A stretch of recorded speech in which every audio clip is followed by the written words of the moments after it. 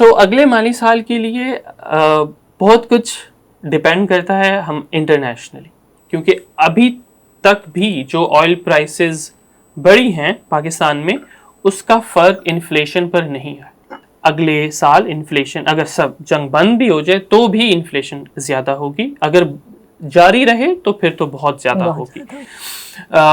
ہم قرضے لیتے رہیں، آئی ایم ایف کی وہ بات سنیں جو ہم سننا چاہتے ہیں. جب آئی ایم ایف کہتا ہے کہ اچھا جی آپ جو ہے سبسڈی ختم کریں یا آپ یہ کریں، وہ ہم مان لیتے ہیں کیونکہ وہ ہمیں ہمارے لیے ماننا آسان ہے.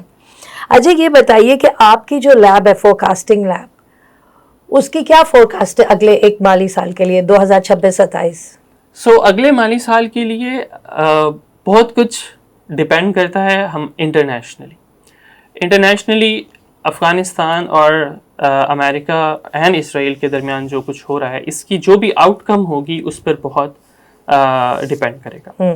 اگر آؤٹ کم یہ ہوئی کہ دس کانفلکٹ کنٹینیوز، تو ہم نے جو ابھی ریسنٹ انالیسس کیا اس کے مطابق ہم 2% سے زیادہ نہیں جا پائیں گے اوپر. اور اگر بہت سب کچھ ٹھیک ہو جاتا ہے اور اسٹریٹ بھی کھل جاتی ہے اور آئل پرائسز بھی واپس آتی ہیں، تو بھی ہم 5-6% سے اوپر نہیں جا پائیں گے، کیونکہ ابھی تک بھی جو آئل پرائسز بڑھی ہیں پاکستان میں اس کا فرق انفلیشن پر نہیں ہے.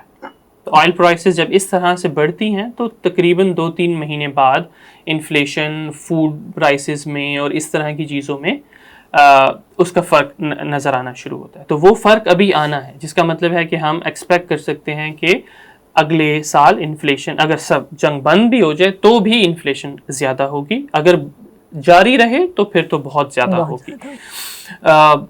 اس لیے ہم نے دیکھا کہ اب اسٹیٹ بینک بھی کوشش کر رہا ہے کہ اس انفلیشن کو کنٹرول کرنے کے لیے وہ انٹرسٹ ریٹ بڑھانا شروع کر دے. حالانکہ اسٹیٹ بینک کا کافی دیر سے ایک انسیٹ قسم کا گول تھا کہ اسے ہم نے سنگل ڈیجٹ میں انٹرسٹ ریٹ کرنا ہے، لیکن اب وہ اسپیس اس جنگ کی وجہ سے اور آئل پرائسز کی وجہ سے ختم ہوتی جا رہی ہے. اس بجٹ میں what is the one thing that you would ideally like to see in this budget?